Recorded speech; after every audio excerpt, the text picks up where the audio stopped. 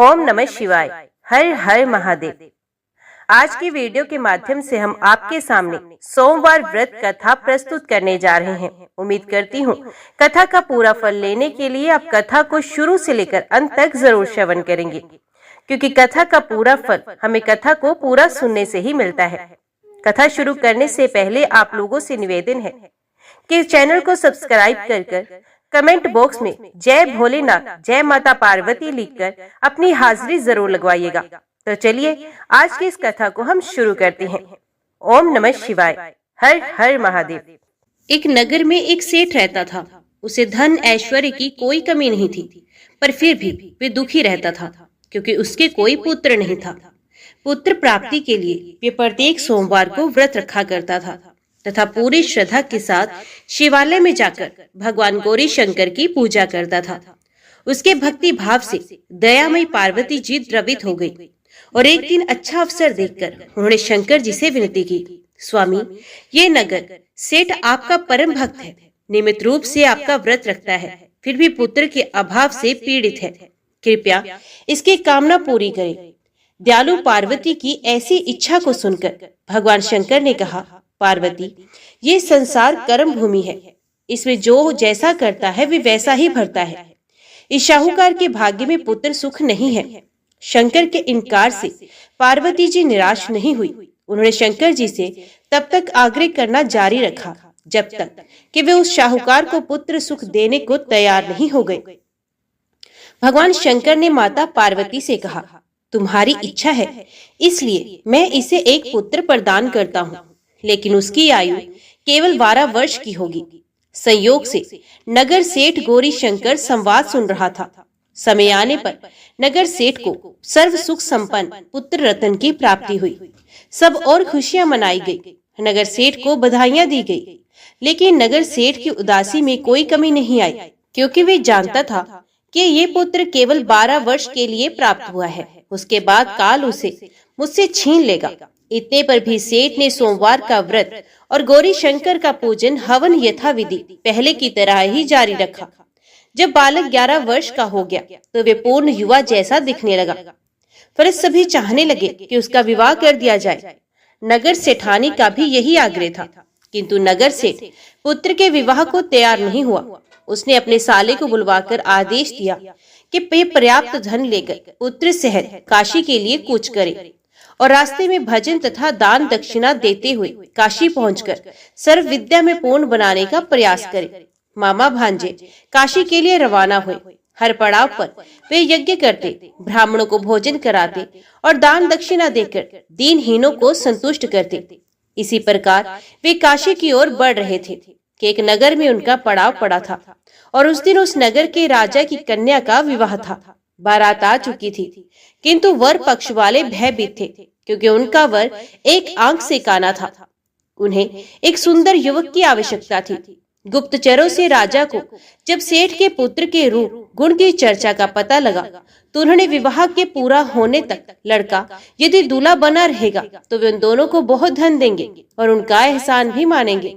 नगर सेठ का लड़का इस बात के लिए राजी हो गया। कन्या पक्ष के लोगों ने राजा के पुत्र के भाग्य की बहुत सराहना की कि इससे कितना सुंदर वर मिला। जब सेठ का पुत्र विदा होने लगा तो उसने राजा की पुत्री की चुनरी पर लिख दिया कि तुम्हारा विवाह मेरे साथ हुआ है। मैं राजा का लड़का ना होकर नगर सेठ का पुत्र हूँ और विद्या अध्ययन के लिए काशी जा रहा हूँ। राजा का लड़का तो काना है। राजा की लड़की ने अपनी चुनरी पर कुछ लिखा हुआ देखा तो उसे पढ़ा और विदा के समय काने लड़के के साथ जाने से इनकार कर दिया। फलत राजा की बारात खाली हाथ लौट गई। नगर सेठ का पुत्र काशी जाकर पूरी श्रद्धा और भक्ति से विद्याध्ययन में जुट गया। उसके मामा ने यज्ञ और दान पुण्य का काम जारी रखा। जिस दिन लड़का पूरे 12 वर्ष का हो गया उस दिन भी और दिनों की तरह यज्ञादि हो रहे थे। तभी उसकी तबीयत खराब हुई। वे भवन के अंदर ही कमरे में जाकर लेट गया। थोड़ी देर में मामा पूजन करने को उसे लेने आया तो उसे मरा देखकर तो उसे अत्यंत दुख हुआ और वे बेहोश हो गया। जब उसे होश आया तो उसने सोचा कि यदि मैं रोया चिल्लाया तो पूजन में विघ्न पड़ेगा, ब्राह्मण लोग भोजन त्याग कर चले जाएंगे। अतः उसने धैर्य धारण कर समस्त कार्य निपटाया और उसके बाद जो उसने रोना शुरू किया तो उसे सुनकर सभी के हृदय विदीर्ण होने लगे। सौभाग्य से उसी समय उसी रास्ते से गौरी शंकर जा रहे थे। गौरी के कानों में वे करुण क्रंदन पहुंचा तो उनका वात्सल्य से पूर्ण हृदय करुणा से भर गया। सही स्थिति का ज्ञान होने पर उन्होंने शंकर भगवान से आग्रह किया कि वे बालक को पुनः जीवित करें। शंकर भगवान को पार्वती जी की प्रार्थना स्वीकार करनी पड़ी। नगर सेठ का इकलौता लाल पुनः जीवित हो गया। शिक्षा समाप्त हो चुकी थी। मामा भांजे दोनों वापस अपने नगर के लिए रवाना हुए। रास्ते में पहले की तरह दान दक्षिणा देते उसी नगर में पहुंचे जहां राजा की कन्या के साथ लड़के का विवाह हुआ था। तो ससुर ने लड़के को पहचान लिया। अत्यंत आदर सत्कार के साथ उसे महल में ले गए। शुभ मुहूर्त निकालकर कन्या और जमाता को पूर्ण दहेज के साथ विदा किया गया। नगर सेठ का लड़का पत्नी के साथ जब अपने घर पहुंचा तो पिता को यकीन ही नहीं हुआ। लड़के के माता पिता अपनी हवेली की छत पर चढ़े बैठे थे। उनकी प्रतिज्ञा थी कि वहां से तभी उतरेंगे जब उनका लड़का स्वयं अपने हाथ से उन्हें नीचे उतारेगा, वरना ऊपर से ही छलांग लगाकर आत्महत्या कर लेंगे। पुत्र अपनी पत्नी के साथ हवेली की छत पर गया। जाकर माँ बाप के सप्तनिक चरण स्पर्श किए। पुत्र और पुत्र वधू को देखकर नगर सेठ और सेठानी को अत्यंत हर्ष हुआ। सबने मिलकर उत्सव मनाया। ओम नमः शिवाय। हर हर महादेव। अभी श्रवण कीजिए दूसरी कथा। महादेव जी कहते हैं, पार्वती कैलाश के उत्तर निशित पर्वत के शिखर पर स्वयं प्रभा नामक एक विशाल पुरी है। उसमें धन वाहन नाम के एक गंधर्व राज रहते थे। उनकी स्त्री बड़ी मनोहर थी। उसके साथ रहकर वे वहां दिव्य भोगों का उपभोग करते थे। समय अनुसार उनके 8 पुत्र हुए। पुत्रों के बाद एक कन्या उत्पन्न हुई जिसका नाम गंधर्व सेना था। वे पिता की आज्ञा से बहुत सी कन्याओं के साथ भांति भांति के वृक्षों, लताओं, फलों और फूलों से सुशोभित एक सुंदर बगीचे में खेला करती थी। एक दिन खेलती हुई उस कन्या को देखकर उसकी माता ने पति से कहा, स्वामिन, बंधु बांधवों सहित आपका तथा मेरा भी जीवन व्यर्थ है। जिनके घर में इतनी बड़ी कन्या अभी तक अविवाहिता है। पत्नी के यूं कहने पर गंधर्वराज ने कहा, देवी, मैं पुत्री के लिए सुंदर वर की खोज करता हूँ। यूं कहकर धनवाहन ने पुत्री को पुकारा। माता पिता के बुलाने पर गंधर्व सेना तुरंत वहां आई और उनके चरणों में प्रणाम करके बोली, पिताजी क्या आज्ञा है। धनवाहन ने प्रसन्न होकर कहा, बेटी, तुम्हें जो कोई भी वर पसंद हो उसे बताओ। मैं उसी गंधर्व शिरोमणि के साथ तुम्हारा विवाह कर दूंगा। पिता के यूं कहने पर कन्या ने कहा, क्या तीनों लोगों में मेरे रूप के करोड़वें अंश की भी बराबरी करने वाला कोई है? उसकी ये अद्भुत बात सुनकर माता पिता भौचक्के से रह गए और आपस में बोले, पुत्री ने ये अच्छी बात नहीं कही। गंधर्व सेना उस विशाल बगीचे में पूर्वज सखियों के साथ खेलने लगी। वसंत का समय था। वे झूला झूल रही थी। उसी समय गणनायक शिखंडी दिव्य विमान पर बैठा हुआ वहां आ निकला। उसने आकाश से ही उस कन्या को देखा। मध्याह्न संध्या का समय था। वे विमान से उतरा और उसी बगीचे में ठहर गया। उस समय उसने गंधर्व कन्या के मुख से ये वचन सुना, संसार में कोई देवता अथवा दानव मेरे रूप के करोड़वें अंश के भी बराबर नहीं है। तब गणनायक ने अहंकार से भरी हुई उस कन्या को शाप दे दिया, तुम रूप के अभिमान में गंधर्वों और देवताओं का तिरस्कार करती हो, अतः तुम्हारे शरीर में कोढ़ हो जाएगी। ये शाप सुनकर वे कन्या भयभीत हो गई और साष्टांग प्रणाम करके दया की भीख मांगने लगी। उसकी विनय से गणनायक को दया आ गई और उसने कहा, ये तुम्हारे गर्व का फल है, इसलिए गर्व कभी नहीं करना चाहिए। हिमालय के वन में गोसिंग नाम के एक श्रेष्ठ मुनि रहते हैं, वे तुम्हारा उपकार करेंगे। यूं कहकर गणनायक चला गया। गंधर्व सेना उस सुंदर वन को छोड़कर पिता के समीप आई और कुष्ठ होने का सब कारण कह सुनाया।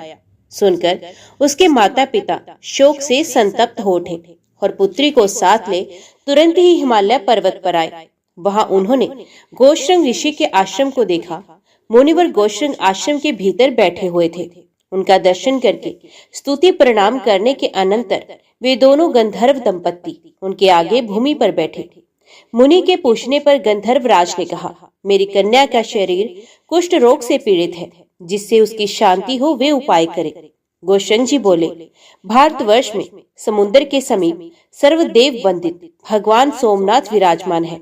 वहां जाकर मनुष्यों को एक समय भोजन करते हुए सब रोगों के नाश के लिए सोमनाथ की पूजा करनी चाहिए। तुम सोमवार के व्रत के द्वारा भगवान शंकर की आराधना करो। यो करने से तुम्हारी पुत्री का रोग नष्ट हो जाएगा।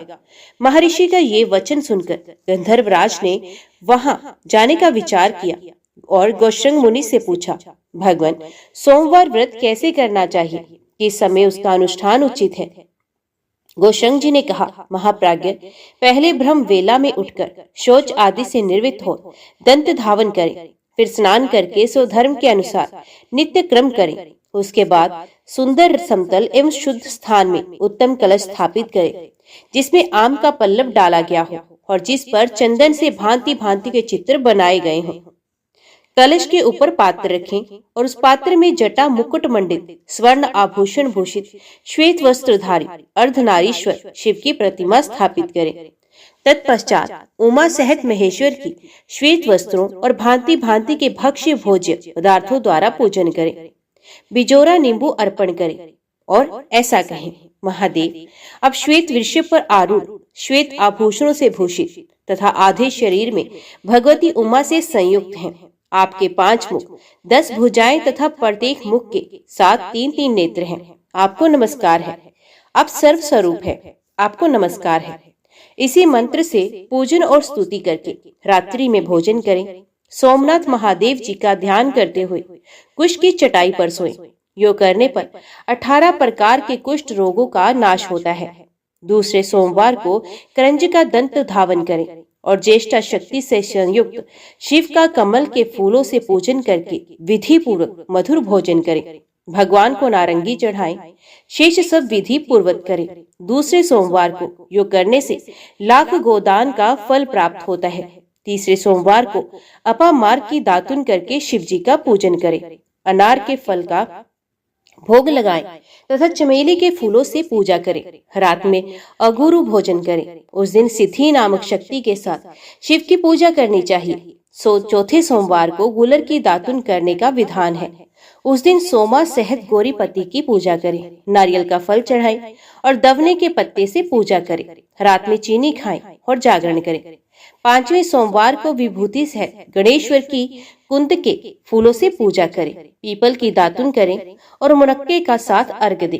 रात को सफेद मक्का भोजन करें। यो करने से अश्वमेध यज्ञ का फल प्राप्त होता है। 6ठे सोमवार को भद्रा सहित स्वरूप नामक शिव का पूजन करें। चमेली की दातुन करें और धतूर के फूल से अर्घ दें। उस दिन बेला के फूलों से परम भक्ति पूर्वक पूजा करनी चाहिए। रात में कपूर भोजन करें। 7वें सोमवार को बेला की दातुन करें। दीप्ता शक्ति के साथ सर्वज्ञ शिव जी की पूजा करें। जम्भीरी नींबू का फल अर्पण करें और चमेली के फूलों से पूजा।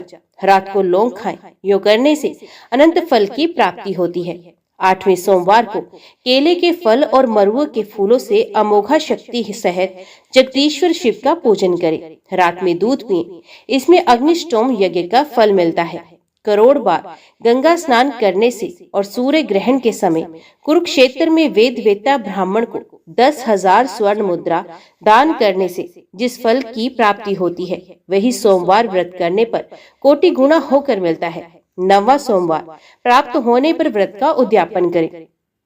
ध्वजा पताकाओं से सुशोभित गोल मंडप और कुंड बनाएं।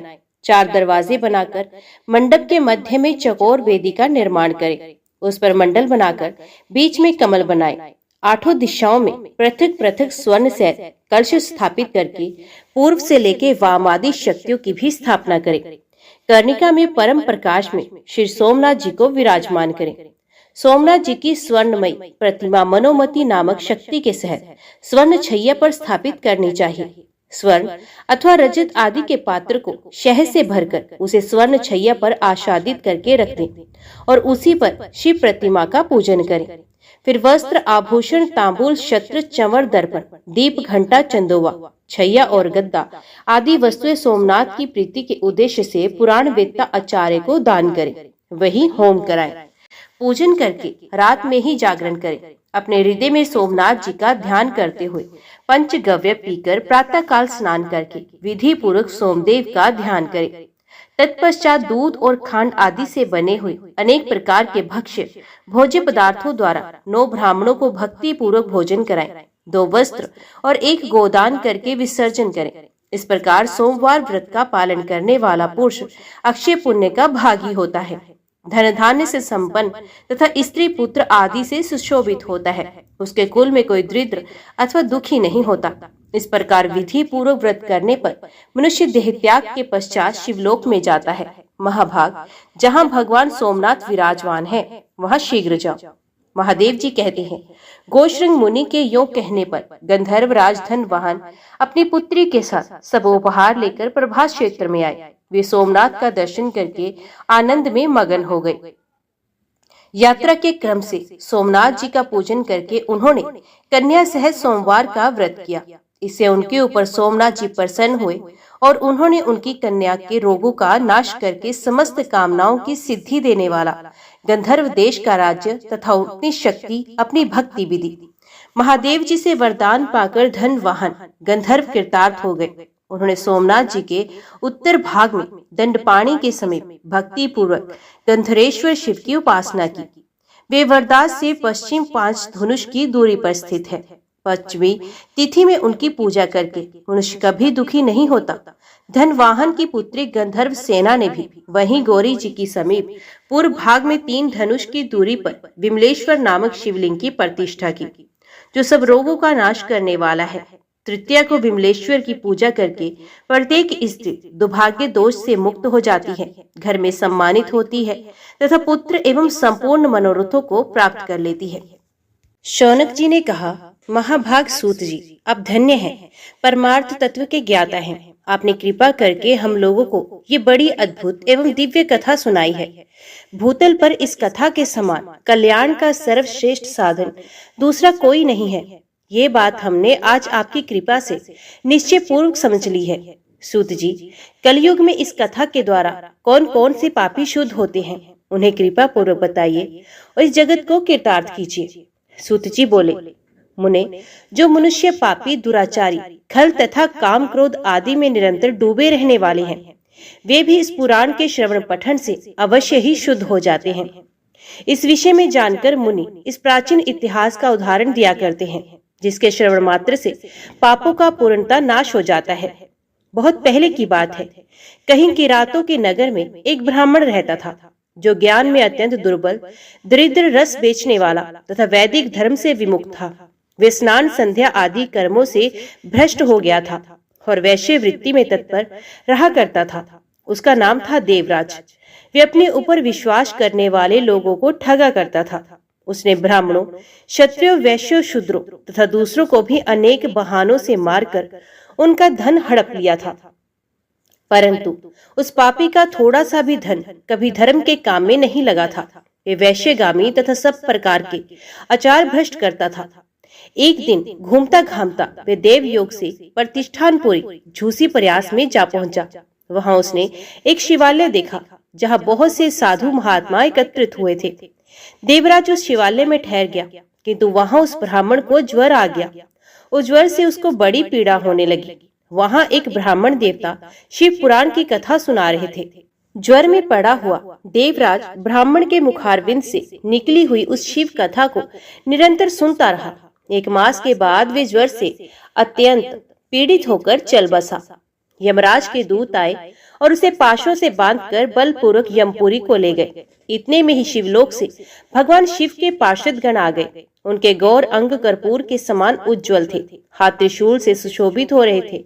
उनके संपूर्ण अंग भस्म से उद्भासित हो रहे थे। रुद्राक्ष की मालाएं उनके शरीर की शोभा बढ़ा रही थी। वे सब के सब क्रोध पूर्वक यमपुरी में गए और यमराज के दूतों को मार पीट कर बारंबार धमकाकर उन्होंने देवराज को उनके चंगुल से छुड़वा लिया और अत्यंत अद्भुत विमान पर बिठाकर जब वे शिवदूत कैलाश जाने को तैयार हुए, उस समय यमपुरी में बड़ा भारी कोलाहल मच गया। उस कोलाहल को सुनकर धर्मराज अपने भवन से बाहर आए साक्षात दूसरे रुद्रों के समान प्रतीत होने वाले उन चारों दूतों को देखकर धर्मज्ञ धर्मराज ने उनका विधि पूर्वक पूजन किया और ज्ञान दृष्टि से देखकर सारा वृत्तांत जान लिया। उन्होंने भय के कारण भगवान शिव के उन महात्मा दूतों से कोई बात नहीं पूछी, उल्टे उन सबकी पूजा एवं प्रार्थना की। तत्पश्चात वे शिवदूत कैलाश को चले गए और वहां पहुंचकर उन्होंने उस ब्राह्मण को दया सागर सांब शिव के हाथों में दे दिया। शौनक जी ने कहा, महाभाग सूत जी, आप सर्वज्ञ हैं। महामते, आपके कृपा प्रसाद से मैं बारंबार कृतार्थ हुआ। इस इतिहास को सुनकर मेरा मन अत्यंत आनंद में निमग्न हो रहा है। अतः भगवान शिव में प्रेम बढ़ाने वाली शिव संबंधी दूसरी कथा को कहिए। श्री सूत जी कहते हैं, शौनक सुनो, मैं तुम्हारे सामने गोपनीय कथा वस्तु का भी वर्णन करूंगा, क्योंकि तुम शिव भक्तों में अग्रगण्य तथा वेद वेत्ताओं में श्रेष्ठ हो। समुद्र के निकटवर्ती प्रदेश में एक वाशकल नामक ग्राम है, जहाँ वैदिक धर्म से विमुख महापापी द्विज निवास करते हैं। वे सब के सब बड़े दुष्ट हैं। उनका मन दूषित विषय भोगों में ही लगा रहता है। वे न देवताओं पर विश्वास करते हैं न भाग्य पर। वे सभी कुटिल वृत्ति वाले हैं, किसानी करते हैं और भांति भांति के घातक अस्त्र शस्त्र रखते हैं। वे व्यभिचारी और खल हैं। ज्ञान वैराग्य तथा सदधर्म का सेवन ही मनुष्यों के लिए परम पुरुषार्थ है। इस बात को वे बिल्कुल नहीं जानते। वे सभी पशु बुद्धि वाले जीव हैं। अन्य वर्णों के लोग भी उन्हीं की भांति कुत्सित विचार रखने वाले सब धर्म विमुख एवं खल हैं। वे सदा कुकर्म में लगे रहते हैं और नित्य विषय भोग में ही डूबे रहते हैं। वहाँ की सभी स्त्रियां भी कुटिल स्वभाव की, स्वेच्छाचारिणी, पापासक्त, कुत्सित विचार वाली और व्यभिचारिणी हैं। वे सद्व्यवहार तथा सदाचार से सर्वथा शून्य हैं। इस प्रकार वहाँ दुष्टों का ही निवास है। उस वाशकल नामक ग्राम में किसी समय एक बिंदुक नामधारी ब्राह्मण रहता था। वे बड़ा अधम था, दुरात्मा और महापापी था। यद्यपि उसकी स्त्री बड़ी सुंदरी थी, तो भी वे कुमार्ग पर ही चलता था। उसकी पत्नी का नाम चंचुला था। वे सदा उत्तम धर्म के पालन में लगी रहती थी, तो भी उसे छोड़कर वे दुष्ट ब्राह्मण वैश्यगामी हो गया था। इस तरह कुकर्म में लगे हुए उस बिंदु के बहुत वर्ष व्यतीत हो गए। उसकी स्त्री चंचुला काम से पीड़ित होने पर भी सब धर्मनाश के भय से कलेश सहकर भी दीर्घकाल तक धर्म से भ्रष्ट नहीं हुई, परंतु दुराचारी पति के आचरण से प्रभावित हो आगे चलकर वही स्त्री दुराचारिणी हो गई।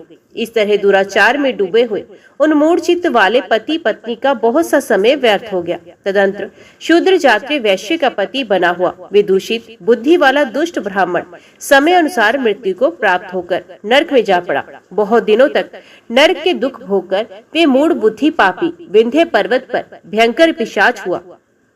इधर उस दुराचारी पति बिंदुक के मर जाने पर वे मूढ़ हृदय चंचुला बहुत समय तक पुत्रों के साथ अपने घर में ही रही। एक दिन देव योग से किसी पुण्य पर्व के आने पर वही स्त्री भाई बंधुओं के साथ गोकर्ण क्षेत्र में गई।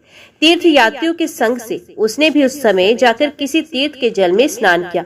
फिर वे साधारणतया बंधुजनों के साथ यत्र तत्र घूमने लगी। घूमती घामती किसी देव मंदिर में गई और वहां उसने एक देवज्ञ ब्राह्मण के मुख से भगवान शिव की परम पवित्र एवं मंगलकारिणी उत्तम पौराणिक कथा सुनी। कथावाचक ब्राह्मण कह रहे थे कि जो स्त्रियां परपुरुषों के साथ व्यभिचार करती हैं, वे मरने के बाद यमलोक में जाती हैं। तब यमराज के दूत उनकी योनि में तपे हुए लोहे का परिघ डालते हैं। पौराणिक ब्राह्मण के मुख से ये वैराग्य बढ़ाने वाली कथा सुनकर चंचुला भय से व्याकुल होकर कांपने लगी। जब कथा समाप्त हुई और सुनने वाले सब लोग वहां से चले गए, तब वे भयभीत नारी एकांत में शिव पुराण की कथा बांचने वाले उन ब्राह्मण देवता से बोली, ब्राह्मण, मैं अपने धर्म को नहीं जानती थी, इसलिए मेरे द्वारा बड़ा दुराचार हुआ है। स्वामी, मेरे ऊपर अनुपम कृपा करके आप मेरा उद्धार कीजिए। आज आपके वैराग्य रस से ओतप्रोत इस प्रवचन को सुनकर मुझे बड़ा भय लग रहा है। मैं कांप उठी हूँ और मुझे इस संसार से वैराग्य हो गया है। मुझ मूढ़ चित्त वाली पापिनी को धिक्कार है। मैं सर्वथा निंदा के योग्य हूँ, कुत्सित विषयों में फंसी हुई हूँ और अपने धर्म से विमुख हो गई हूँ। हाय, ना जाने किस किस घोर कष्टदायक दुर्गति में मुझे पड़ना पड़ेगा और वह कौन बुद्धिमान पुरुष कुमार्ग में मन लगाने वाली मुझ पापिनी का साथ देगा। मृत्यु काल में उन भयंकर यमदूतों को मैं कैसे देखूंगी? जब वे बलपूर्वक मेरे गले में फंदे डालकर मुझे बांधेंगे तब मैं कैसे धीरज धारण कर सकूंगी। नरक में जब मेरे शरीर के टुकड़े टुकड़े किए जाएंगे उस समय विशेष दुख देने वाली उस महायातना को मैं कैसे सहूंगी। हाय, मैं मारी गई, मैं जल गई, मेरा हृदय विदीर्ण हो गया और मैं सब प्रकार से नष्ट हो गई हूँ, क्योंकि मैं हर तरह से पापों में ही डूबी हुई हूँ। ब्राह्मण, आप ही मेरे गुरु, आप ही माता, आप ही पिता हैं।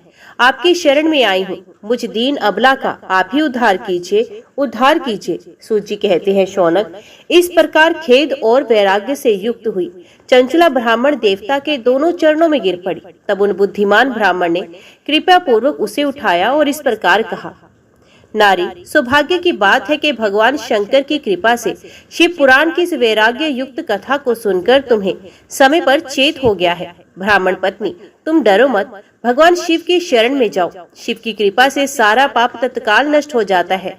मैं तुमसे भगवान शिव की कीर्ति की कथा से युक्त उस परम वस्तु का वर्णन करूंगा जिससे तुम्हें सदा सुख देने वाली उत्तम गति प्राप्त होगी। शिव की उत्तम कथा सुनने से ही तुम्हारी बुद्धि इस तरह पश्चाताप से युक्त एवं शुद्ध हो गई है। साथ ही तुम्हारे मन में विषयों के प्रति वैराग्य हो गया है। पश्चाताप ही पाप करने वाले पापियों के लिए सबसे बड़ा प्रायश्चित है। सत्पुरुषों ने सबके लिए पश्चाताप को ही समस्त पापों का शोधक बताया है। पश्चाताप से ही पापों की शुद्धि होती है। जो पश्चाताप करता है वही वास्तव में पापों का प्रायश्चित करता है, क्योंकि सत्पुरुषों ने समस्त पापों की शुद्धि के लिए जैसे प्रायश्चित का उपदेश किया है वे सब पश्चाताप से ही संपन्न हो जाता है। जो पुरुष विधि पूर्वक प्रायश्चित करके निर्भय हो जाता है पर अपने कुकर्म के लिए पश्चाताप नहीं करता, उसे प्राय उत्तम गति नहीं प्राप्त होती। परंतु जिसे अपने कुकृत्य पर हार्दिक पश्चाताप होता है वे अवश्य उत्तम गति का भागी होता है, इसमें संशय नहीं। इस शिव पुराण की कथा सुनने से जैसे चित्त शुद्धि होती है वैसी दूसरे उपायों से नहीं होती। जैसे दर्पण साफ करने पर निर्मल हो जाता है उसी प्रकार इस शिव पुराण की कथा से चित्त अत्यंत शुद्ध हो जाता है, इसमें संशय नहीं है। मनुष्यों के शुद्ध चित्त में जगदम्बा पार्वती सहित भगवान शिव विराजमान रहते हैं। इससे वे विशुद्ध आत्मा पुरुष श्री शाम सदाशिव के पद को प्राप्त होता है।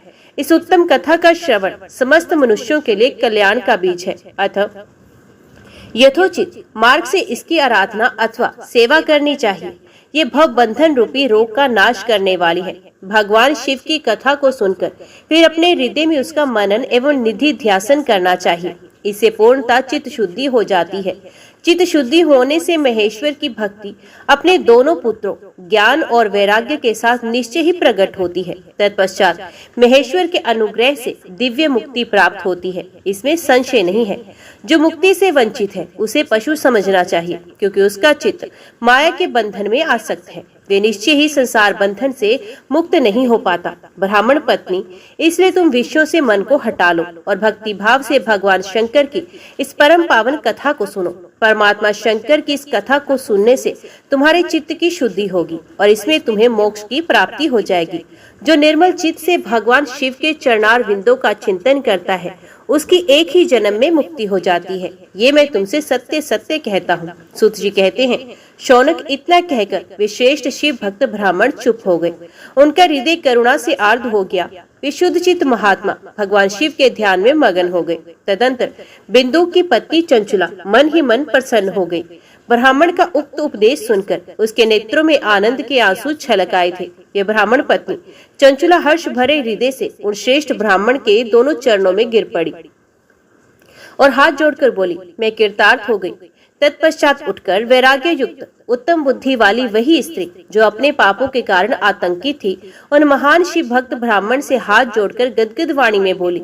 चंचुला ने कहा, ब्राह्मण, शिव भक्तों में श्रेष्ठ स्वामी आप धन्य हैं, परमार्थदर्शी हैं, आप सदा परोपकार में लगे रहते हैं, इसलिए श्रेष्ठ साधु पुरुषों में प्रशंसा के योग्य हैं। साधु, मैं नरक के समुद्र में गिर रही हूँ, मेरा उद्धार कीजिए, उद्धार कीजिए। पौराणिक अर्थ तत्व से संपन्न जिस सुंदर शिव पुराण की कथा को सुनकर मेरे मन में संपूर्ण विषयों से वैराग्य उत्पन्न हो गया है, उसी इस शिव पुराण को सुनने के लिए इस समय मेरे मन में बड़ी श्रद्धा हो रही है। सूत जी कहते हैं, ऐसा कहकर हाथ जोड़कर उनका अनुग्रह पाकर चंचुला उस शिव पुराण की कथा को सुनने की इच्छा मन में लिए उन ब्राह्मण देवता की सेवा में तत्पर होकर वहां रहने लगी। तदंतर शिव भक्तों में श्रेष्ठ और शुद्ध बुद्धि वाले उन ब्राह्मण देव ने उसी स्थान पर स्त्री को शिव पुराण की उत्तम कथा सुनाई। इस प्रकार उस गोकर्ण नामक महाक्षेत्र में उन्हीं श्रेष्ठ ब्राह्मण से उसने शिव पुराण की वे परम उत्तम कथा सुनी, जो भक्ति, ज्ञान और वैराग्य को बढ़ाने वाली तथा मुक्ति देने वाली है। उस परम उत्तम कथा को सुनकर वे ब्राह्मण पत्नी अत्यंत कृतार्थ हो गई।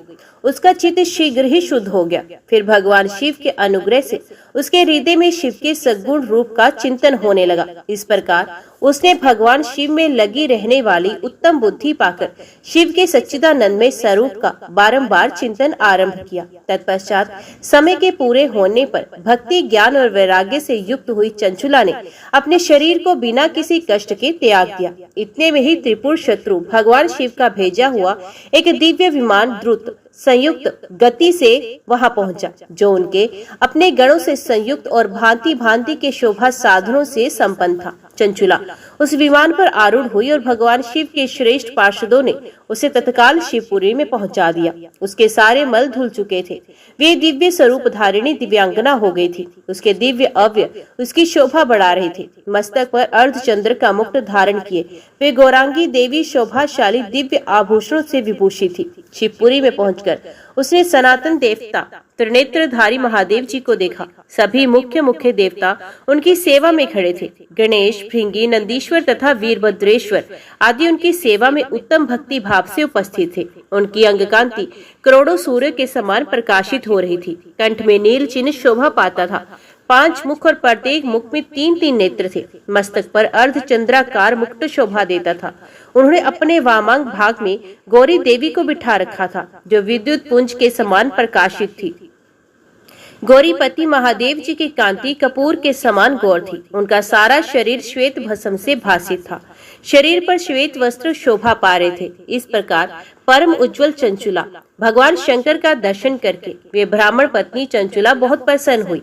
अत्यंत प्रीति युक्त होकर उसने बड़ी उतावली के साथ भगवान शिव को नमस्कार किया।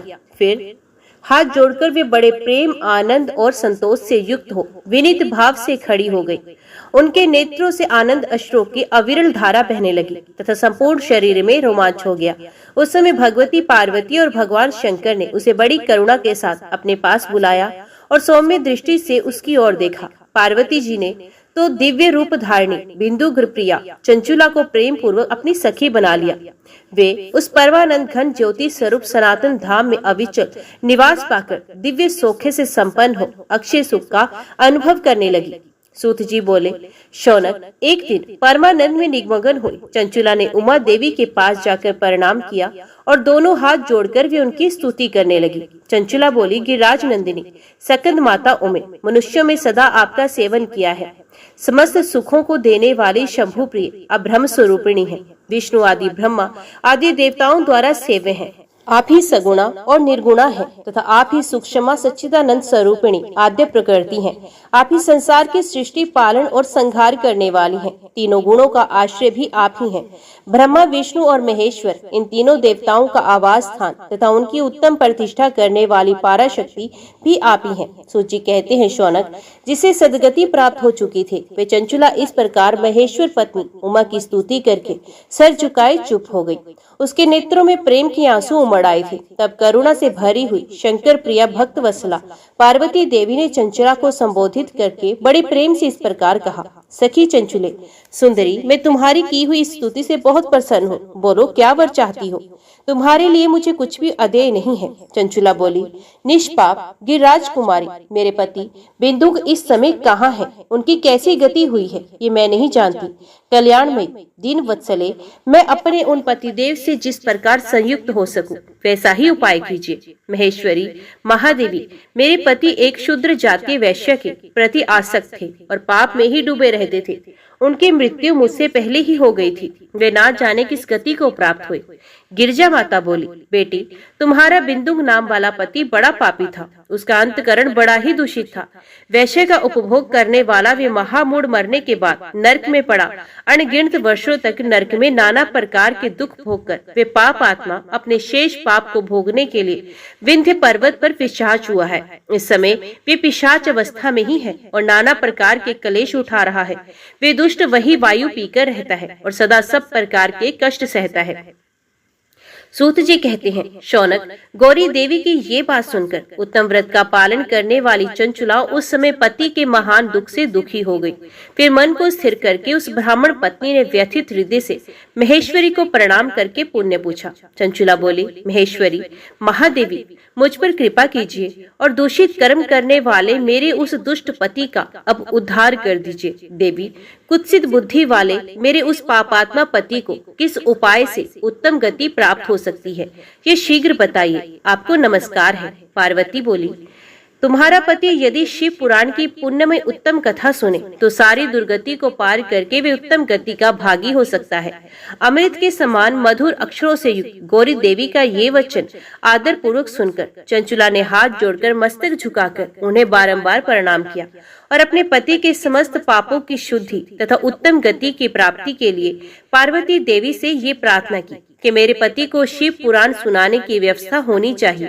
उस ब्राह्मण पत्नी के बारंबार प्रार्थना करने पर शिव प्रिया गौरी देवी को बड़ी दया आई। उन भक्त वत्सला महेश्वरी गिरिराज कुमारी ने भगवान शिव की उत्तम कीर्ति का गान करने वाले गंधर्वराज तुम्बरू को बुलाकर उनसे प्रसन्नता पूर्वक इस प्रकार कहा, तुम्बरो, तुम्हारी भगवान शिव में प्रीति है। तुम मेरे मन की बातों को जानकर मेरे अभिष्ट कार्यों को सिद्ध करने वाले हो, इसलिए मैं तुमसे एक बात कहती हूँ, तुम्हारा कल्याण हो। तुम मेरी इस सखी के साथ शीघ्र ही विंध्य पर्वत पर जाओ। वहाँ एक महाघोर और भयंकर पिशाच रहता है। उसका वृत्तांत तुम आरंभ से ही सुनो। मैं तुमसे प्रसन्नता पूर्वक सब कुछ बताती हूँ। पूर्व जन्म में वे पिशाच बिंदुक नाम का ब्राह्मण था। मेरी इस सखी चंचुला का पति था, परंतु वे दुष्ट वैश्यगामी हो गया। स्नान, संध्या आदि नित्य क्रम छोड़कर अपवित्र रहने लगा। क्रोध के कारण उसकी बुद्धि पर मूर्छा छा गई थी। वे कर्तव्य का अविवेक नहीं कर पाता था। अभक्ष्य भक्षण, सज्जनों से द्वेष और दूषित वस्तुओं का दान लेना, यही उसका स्वाभाविक कर्म बन गया था। वे अस्त्र शस्त्र लेकर हिंसा करता, बाएं हाथ से खाता, दीनों के कोसताता और क्रूरता पूर्वक पराये घरों में आग लगा देता था। चांडाल से प्रेम करता और प्रतिदिन वैश्य के संपर्क में रहता था। बड़ा दुष्ट था। वे पापी अपनी पत्नी का परित्याग करके दुष्टों के संग में आनंद मानता था। वे मृत्यु पर्यंत दुराचार में ही फंसा रहा। फिर अंतकाल आने पर उसकी मृत्यु हो गई और वे पापियों के भोग स्थान घोर यमपुरी में गया और वहाँ बहुत से नरकों का उपभोग करके वे दुष्ट आत्मा जीव इस समय विंध्य पर्वत पर पिशाच बना हुआ है। वहीं वे दुष्ट पिशाच अपने पापों का फल भोग रहा है।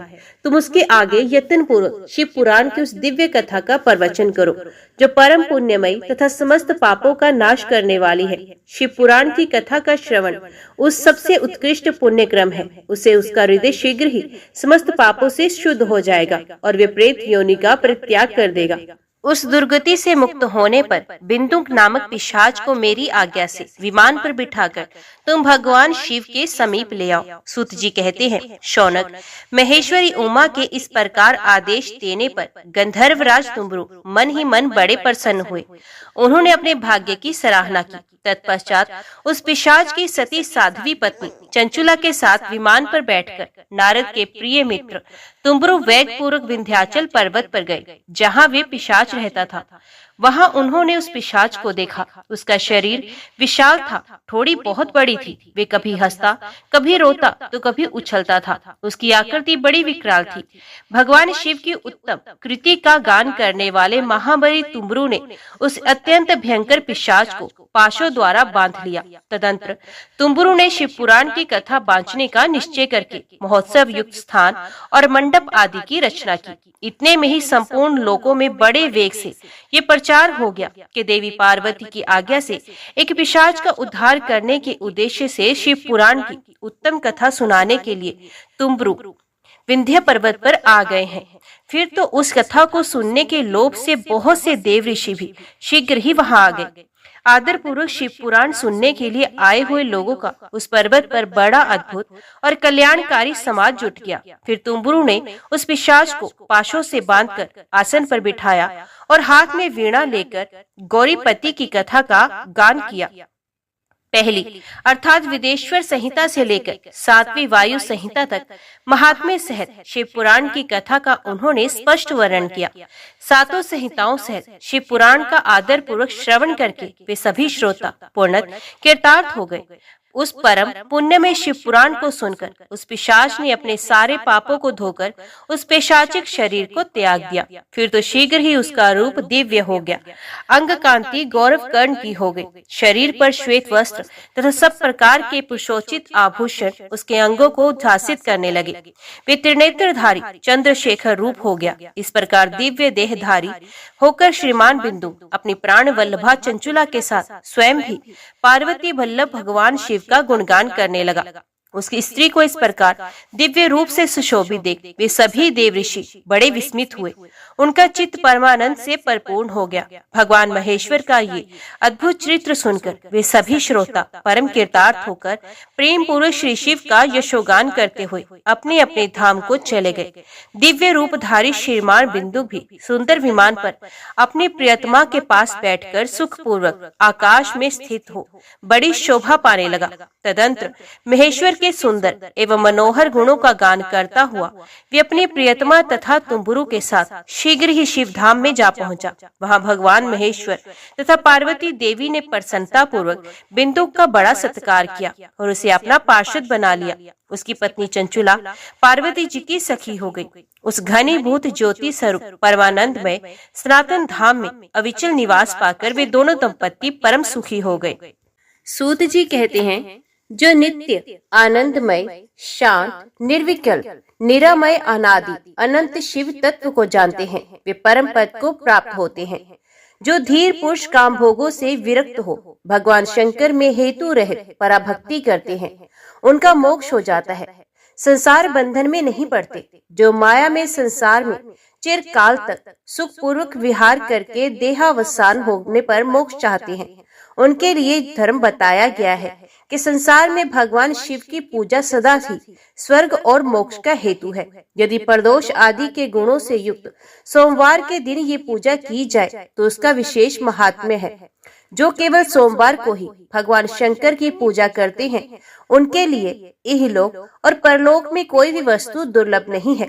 सोमवार को उपवास करके पवित्र हो इंद्रियों को वश में रखते हुए वैदिक अथवा लौकिक मंत्रों से विधि पूर्वक भगवान शिव की पूजा करनी चाहिए। ब्रह्मचारी गृहस्थ कन्या सुहागिन स्त्री अथवा विधवा कोई भी क्यों ना हो भगवान शिव की पूजा करके मनोवांछित वर पाता है। इस विषय में मैं एक कथा कहूँगा जिसको सुनकर मनुष्य मोक्ष पाते हैं और उनके मन में भगवान शिव की भक्ति होती है।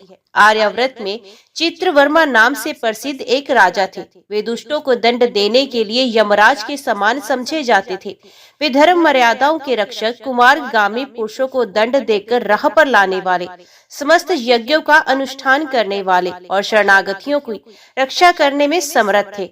भगवान शिव और विष्णु में उनकी बड़ी भक्ति थी। राजा चित्रवर्मा ने अनेक परम पराक्रमी पुत्रों को पाकर अंत में एक सुंदर मुखवाली कन्या प्राप्त की। एक दिन राजा ने जातक के लक्षण जानने वाले श्रेष्ठ ब्राह्मणों को बुलाकर कन्या की जन्म कुंडली के अनुसार भावी फल पूछे। तब उन ब्राह्मणों में से एक बहुयज्ञ विद्वान ने कहा, महाराज ये आपकी कन्या सीमंतनी नाम से प्रसिद्ध होगी। ये भगवती उमा की भांति मंगलमयी दमयंती की भांति परम सुंदरमयी सरस्वती के समान सब कलाओं को जानने वाली तथा लक्ष्मी की भांति अत्यंत सद्गुणों से सुशोभित होगी। ये 10,000 वर्षों तक अपने स्वामी के साथ आनंद भोगेगी और 8 पुत्रों को जन्म देकर उत्तम सुख का उपभोग करेगी। तत्पश्चात एक दूसरे ब्राह्मण ने कहा, ये कन्या 14वें वर्ष में विधवा हो जाएगी। ये वज्रघात के समान दारुण वचन सुनकर राजा 2 घड़ी तक चिंता में डूबे रहे। तदंतर सब ब्राह्मणों को विदा करके राजा ने सब कुछ भाग्य के अनुसार ही होता है ऐसा समझकर चिंता छोड़ दी। सीमंतनी धीरे धीरे सियानी हुई। अपनी सखी के मुख से भावी वैधव्य की बात सुनकर उसे बड़ा खेद हुआ। उसने चिंता मगन होकर याज्ञवल्क्य मुनि की पत्नी मैत्रेयी से पूछा, माता जी, मैं आपके चरणों की शरण में आई हूँ, मुझे सौभाग्य बढ़ाने वाले सत्कर्म का उपदेश दीजिए। इस प्रकार शरण में आई हुई राजकन्या से पतिव्रता मैत्रेयी ने कहा, सुंदरी, तो शिव सहित पार्वती जी की शरण में जा और सोमवार को एकाग्रचित हो स्नान और उपवास पूर्वक स्वच्छ वस्त्र धारण करके शिव और पार्वती का पूजन कर सोमवार के दिन शिव और पार्वती की आराधना करती रहे। इससे बड़ी भारी आपत्ति पड़ने पर भी तू उससे मुक्त हो जाएगी। घोर से घोर एवं भयंकर महाक्लेश में पड़कर भी शिव पूजा ना छोड़ना, उसके प्रभाव से महान भय से पार हो जाओगी। इस प्रकार सीमंतनी ने आश्वासन देकर पतिव्रता मैत्रेयी आश्रम को चली गई। राजकुमारी ने उनके कथनानुसार भगवान शिव का पूजन आरंभ कर दिया। निषेध देश में नल की पत्नी दमयंती के गर्भ से इंद्रसेन नामक पुत्र हुआ। राजा इंद्रसेन के पुत्र चंद्रागत को बुलाकर गुरुजनों की आज्ञा से उन्हीं के साथ अपनी पुत्री सीमंतनी का विवाह कर दिया। उस विवाह में बड़ा उत्सव हुआ था। विवाह के पश्चात चंद्रागत कुछ काल तक ससुराल में ही रहे। एक दिन राजकुमार यमुना के पार जाने के लिए कुछ मित्रों के साथ नाव पर सवार थे। भाग्यवश नाव यमुना के भंवर में मल्लाहों सहित डूब गई। यमुना के दोनों तटों पर बड़ा भारी हाहाकार मच गया। इस दुर्घटना को देखने वाले समस्त सैनिकों के विलाप से सारा आकाश मंडल गूंज उठा। डूबने वालों में से कुछ तो मर गए और कुछ ग्राहों के पेट में चले गए तथा राजकुमार आदि कुछ लोग उस महाजल में अदृश्य हो गए। ये समाचार सुनकर राजा चित्रवर्मा बड़े व्याकुल हुए और यमुना के किनारे आकर मूर्छित होकर गिर पड़े। सीमंतनी ने भी जब ये समाचार सुना तब वे अचेत होकर धरती पर गिर पड़ी। राजा इंद्रसेन भी अपने पुत्र के डूबने का समाचार पाकर रानियों सहित बहुत दुखी हुए और शुद्ध बुद्ध होकर गिर पड़े। तदंतर बड़े बूढ़ों के समझाने पर राजा चित्रवर्मा धीरे धीरे नगर में आए और उन्होंने अपनी पुत्री को धीरज बंधाया। राजा चित्रवर्मा ने जल में डूबे हुए अपने दामाद का और्ध्वदैहिक कृत्य वहां करवाया और उनके बंधु बांधवों से करवाया। पतिव्रता सीमंतनी ने चीता में बैठकर पतिलोक में जाने का विचार किया, किंतु उसके पिता ने स्नेहवश रोक लिया। तब वे विधवा जीवन व्यतीत करने लगी। मुनि पत्नी मैत्रेयी ने जिस शुभ सोमवार व्रत का उपदेश किया था उसे सदाचार परायणा सीमंतनी ने विधवा होने पर भी नहीं छोड़ा।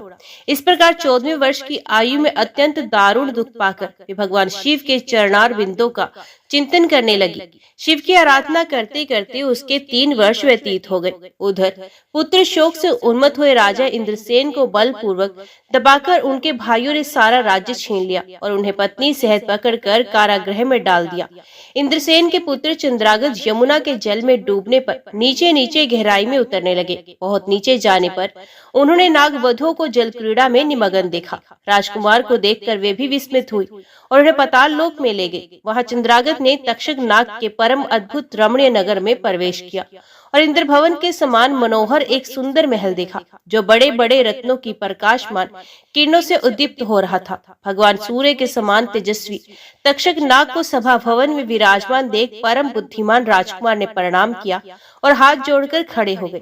तक्षक के तेज से उनके नेत्र चौंधिया गए। नागराज ने भी मनोरम राजकुमार को देखकर उन नागिनों से पूछा, ये कौन है, कहाँ से आया है? उन्होंने उत्तर दिया, हमने इसे यमुना जल में देखा है और इसके कुल तथा नाम का परिचय न होने के कारण आपके पास ले आई हैं। तब तक्षक ने राजकुमार से पूछा, तुम किसके पुत्र हो, कौन सा तुम्हारा देश है और यहाँ पर तुम्हारा कैसे आगमन हुआ? राजपुत्र ने कहा, भूमंडल में निषद नाम से प्रसिद्ध एक देश है, उसके स्वामी राजा नल महायशस्वी हो गए हैं।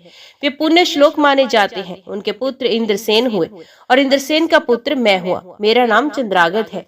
मैं अभी नूतन विवाह करके ससुराल में ही टिका था और यमुना जी के जल में विहार करता हुआ देव की प्रेरणा से डूब गया। ये नागपत्नियां मुझे आपके पास ले आई। जन्मांतर के उपार्जित पुण्यों के प्रभाव से यहाँ मैंने आपके चरणार विंदों का दर्शन किया है। आज मैं धन्य हूँ। मेरे माता पिता कृतार्थ हो गए क्योंकि आपने दया करके मेरी ओर देखा और मुझसे वार्तालाप किया है। इस प्रकार अत्यंत मनोहर उदाहरण वचन देकर तक्षक ने सुना और कहा, राजकुमार तुम भय न करो, धैर्य रखो और बताओ तुम संपूर्ण देवताओं में से किसकी पूजा करते हो? राजकुमार ने कहा, जो संपूर्ण देवों में महादेव कहे जाते हैं, उन्हीं विश्वात्मा ओमापति भगवान शिव की मैं पूजा करता हूँ, जो विधाता के भी विधाता, कारणों के भी कारण और तेजों में भी सर्वश्रेष्ठ तेज हैं। वे भगवान शिव मेरी परम गति हैं, जो अत्यंत निकट होकर भी पाप से दूषित चित्त वाले पुरुषों के लिए बहुत दूर है, तथा जिनके तेज की कोई सीमा नहीं, जो अग्नि, भूमि, वायु, जल और आकाश में भी स्थित हैं। वे विश्वात्मा भगवान सदाशिव हम सबके लिए परम पूजनीय हैं, जो संपूर्ण भूतों के साक्षी, सबकी आत्मा में स्थित रहने वाले परमेश्वर तथा निरंजन है। संपूर्ण संसार जिनकी इच्छा के अधीन है, उन भगवान शिव की पूजा करता हूँ। ज्ञानी पुरुष जिन्हें एक आदि और पुराण पुरुष कहते हैं, पुराणों के भेद से जिनमें भिन्नता की प्रतीति होती है, जिन्हें कोई तो क्षेत्रज्ञ, कोई तुरय और कोई कुटस्थ कहते हैं, वे भगवान शिव मेरे परम आश्रय हैं, जो चैतन्यमय अचिंत्य तत्व है, जिनके तेज का कहीं अंत नहीं। श्रुति के नेति नेति वचनों से तद्भिन्न समस्त वस्तुओं का बाध करके जिनके स्वरूप का निश्चय किया जाता है, तथा आत्मज्ञानी पुरुषों के भी मन और वाणी की वृत्तियां जिनका स्पर्श नहीं कर पाती, वे ही ये भगवान शिव मेरे परम पूज्य हैं, जिनका प्रसाद पाकर साधु पुरुष अत्यंत उज्जवल इंद्र पद की भी अभिलाषा नहीं रखते, तथा कर्मों की अगल और कालचक्र को लांघकर निर्भय होकर विचरते हैं। वे भगवान शिव मेरी गति हैं, जिनकी स्मृति चांडाल की योनि में जन्म पाने वाले मनुष्यों के समस्त पाप रूपी रोगों का नाश करती है, तथा जिनका संपूर्ण रूप श्रुतियों के लिए भी ढूंढने योग्य है। उन्हीं भगवान शिव के उद्देश्य से मैं सदैव पूजा करता हूँ। देव नदी गंगा जिनके मस्तक पर स्थान पाकर सुशोभित है, भगवती जगदम्बिका जिनके अर्धांग में निवास करती हैं, आहा तक्षक और वासुकी दोनों नागराज जिनके कानों के कुंडल हैं, वे चंद्रशेखर भगवान शिव मेरे परम आश्रय हैं, जिनके चरण कमल वेदों के शीर्ष स्थानीय उपनिषदों में गौरवान्वित होते हैं। वेदांत की श्रुति भी जिनके चरणारविंदों का गुणगान करती है, जिनके दिव्य स्वरूप सदा योगियों के हृदय में प्रकाशित होता है, तथा जिनकी सगुण मूर्ति संपूर्ण तत्वों का प्रकाश करने वाली है। गुण में सृष्टि पर विजय पाने वाले वे भगवान शंकर मेरे द्वारा पूजित होते हैं। राजकुमार की ये बात सुनकर तक्षक का चित्त प्रसन्न हो गया। उनके हृदय में महादेव जी के प्रति नूतन भक्ति भाव का उदय हो आया और वे उनसे इस प्रकार बोले, राजेंद्र नंदन, तुम्हारा कल्याण हो, क्योंकि तुम बालक होकर भी शिव तत्व को जानते हो। देखो ये रत्न में लोक है, ये मनोहर नेत्र वाली युक्तियां हैं, ये मनवांछित कामना पूर्ण करने वाला कल्प वृक्ष है, तथा ये अमृत रूपी जल से भरी हुई बावलियां हैं। यहाँ मृत्यु का दारुण भय नहीं है, बुढ़ापा और रोग से यहाँ किसी को पीड़ा नहीं होती। तुम इच्छा अनुसार यहीं रहो और यथा योग्य सुखभागों का उपभोग करो। नागराज ने के ऐसा कहने पर राजकुमार हाथ जोड़कर बोले, नागराज मैंने समय पर विवाह किया है, मेरी पत्नी उत्तम व्रत का पालन करने वाली और शिव पूजा परायणा है, और मैं अपने माता पिता का इकलौता पुत्र हूँ। वे सब लोग इस समय मुझे मरा हुआ मानकर महान शोक से घिर गए होंगे, अतः मुझे किसी प्रकार भी यहाँ अधिक समय तक नहीं ठहरना चाहिए। आप कृपा करके मुझे उसी मनुष्य लोक में पहुँचा दीजिए। नागराज तक्षक ने कहा, राजकुमार तुम जब जब मेरी याद करोगे तब तब तुम्हारे सामने प्रकट हो जाऊंगा। ऐसा कहकर उन्होंने राजकुमार को एक सुंदर अश्व भेंट किया, जो इच्छा के अनुसार चलने वाला था। अनेक प्रकार के द्वीपों, समुद्रों और लोकों में उसकी अप्रतिहत गति थी। इसके सिवा उन्होंने रत्न में आभूषण, दिव्य वस्त्र और दिव्य अलंकार भेंट किए। उनकी सहायता के लिए सारी व्यवस्था करने के पश्चात तक्षक ने जाओ कहकर प्रेम पूर्वक उन्हें विदा किया। चंद्रागत उस घोड़े पर सवार हो निकले और थोड़ी ही देर में यमुना के जल से बाहर आकर उस दिव्य अश्व पर चढ़े हुए भी नदी के रमणीय तट पर घूमने लगे। इसी समय पतिव्रता सीमंतनी अपनी सखियों से घिरी हुई वहां स्नान करने के लिए आई। उसने यमुना के तट पर मनुष्य रूपधारी नाग कुमार के साथ भ्रमण करते हुए राजकुमार को देखा। दिव्याश्व पर आरूढ़ ऊपर अपूर्व कार वाले राजकुमार को देखकर उन्हीं की ओर दृष्टि लगाई खड़ी हो गई। उसे देखकर चंद्रागत की भी मन ही मन विचार किया, जान पड़ता है इसे मैंने पहले कहीं देखा है। तत्पश्चात वे घोड़े से उतरकर नदी के किनारे आ बैठे और उस सुंदरी को बुलाकर समीप बैठाकर पूछा, तुम कौन हो, किसकी स्त्री हो, किसकी कन्या हो? सीमंतनी लज्जावश स्वयं कुछ बोल न सकी। तब उसकी सखी ने सब बातें बताई। इसका नाम सीमंतनी है, ये निषद राज इंद्रसेन की पुत्र वधु, युवराज चंद्रागत की रानी तथा महाराज चित्रवर्मा की पुत्री है। दुर्भाग्यवश इसके पति इस महाजल में डूब गए। इससे वैधव्य का दुख प्राप्त करके ये बाला शोक से सूखती जा रही है। अत्यंत प्रबल शोक में ही इसने 3 वर्ष व्यतीत किए। आज सोमवार है, इसलिए यहाँ यमुना जी में स्नान करने के लिए आई है। इसके ससुर राज्य भी शत्रुओं ने छीन लिया, बलपूर्वक उस पर अधिकार जमा लिया और वे महाराज अपनी पत्नी के साथ उनकी कैद में पड़े हैं। ये सब होने पर भी ये निर्मल अंतकरण वाली सदा चुरायना राजकुमारी प्रति सोमवार को अत्यंत भक्ति भाव के साथ पार्वती सहित महादेव जी की पूजा करती है। उत्तम व्रत का पालन करने वाली सिमंतनी ने अपनी सखी के मुख से सब बातें कहलवाकर स्वयं भी राजकुमार से पूछा, आप कौन हैं? आपके साथ ये दोनों पुरुष कौन हैं? आपने मेरे वृत्तांत को एक स्नेही की भांति क्यों पूछा? महाबाहो, मुझे ऐसा जान पड़ता है कि पहले मैंने आपको कहीं देखा है। आप मुझे स्वजन की भांति प्रतीत होते हैं। इतना कहकर राजकुमारी ने नेत्रों से आंसू की धारा बहाती हुई बहुत देर तक फूट फूट कर रोती रही और मूर्छित होकर पृथ्वी पर गिर पड़ी। अपनी प्रियतमा के शोक का कारण सुनकर चंद्रागत भी शोक से व्याकुल हो 2 घड़ी तक चुपचाप बैठे रहे। तदंतर सिमंतनी उठकर राजकुमार की ओर बारंबार निहारने लगी। उसने पहले देखे हुए अंग चिन्हों, स्वर आदि लक्षणों, अवस्था के प्रमाण तथा रूप रंग आदि की परीक्षा करके ये निश्चय किया, अवश्य ही ये मेरे पति हैं, क्योंकि मेरा हृदय प्रेम से अधीर होकर इन्हीं में अनुरक्त हो रहा है। परंतु क्या मुझ अभागिनी को अपने मरे हुए पति का दर्शन हो सकता है? ये स्वप्न है या भ्रम? अथवा मुनि पत्नी मैत्रेयी ने जो मुझे ये कहा था कि तुम भारी से भारी विपत्ति में पड़ने पर भी इस व्रत का पालन करती रहना, उसी का तो ये फल नहीं? एक श्रेष्ठ ब्राह्मण ने मेरा 10,000 वर्षों का सौभाग्य बताया। उन ब्राह्मण देवता का ये वचन अवश्य सत्य होगा, ये ईश्वर के बिना कौन जान सकता है। इधर प्रतिदिन मुझ मंगल सूचक शुभ शकुन दिखाई देते हैं। पार्वती देवी के प्राणनाथ भगवान शिव के प्रसन्न होने पर देहधारियों के लिए कौन सी वस्तु दुर्लभ हो सकती है? इस प्रकार भांति भांति से विचार करके उसका संदेह दूर हो गया। तब लज्जावश उसने अपना मुख नीचे की ओर कर लिया। उस समय राजकुमार ने कहा, भद्रे, मैं तुम्हारे पति के शोक संतप्त माता पिता से ये समाचार बतलाने के लिए जा रहा हूँ। तुम्हारा कल्याण हो, तुम्हारे पति तुमसे शीघ्र ही मिलेंगे। यूँ कहकर राजकुमार घोड़े पर सवार हुए अपने दोनों सहायकों के साथ शीघ्र ही अपने राज्य में पहुंचे। फहान नगर के उद्यान के समीप स्थित होकर उन्होंने नागराज के पुत्र को राज सिंहासन पर अधिकार जमाए बैठे हुए बंधुओं के समीप भेजा। नागकुमार ने शीघ्र जाकर उन सबसे कहा, तुम सब लोग महाराज इंद्रसेन को विलंब कारागृह से मुक्त करो और सिंहासन छोड़कर हट जाओ। महाराज के पुत्र चंद्रागत पाताल लोक से लौटकर यहाँ आए हैं। तुम अनाकानी ना करो, नहीं तो चंद्रागत के बाण तुम्हारे प्राण हर लेंगे। वे यमुना जी के जल में डूबकर नागराज तक्षक के घर जा पहुंचे थे। वहां से उनकी सहायता पाकर पुण्य इस लोक में आए हैं। नागकुमार की कही हुई ये सारी बातें सुनकर शत्रुओं के ने भी बहुत अच्छा कहकर उनकी आज्ञा स्वीकार की और महाराज इंद्रसेन को उनके खोए हुए पुत्र के पुनः लौटाने का समाचार बताकर उनका सिंहासन उन्हें लौटा दिया। महाराज को प्रसन्न करके वे भी लोग भयभीत बने रहे। मेरा पुत्र आ रहा है। ये बात सुनकर राजा प्रेम के आंसू बहाते हुए आनंद में डूब गए। यही दशा महारानी की भी थी।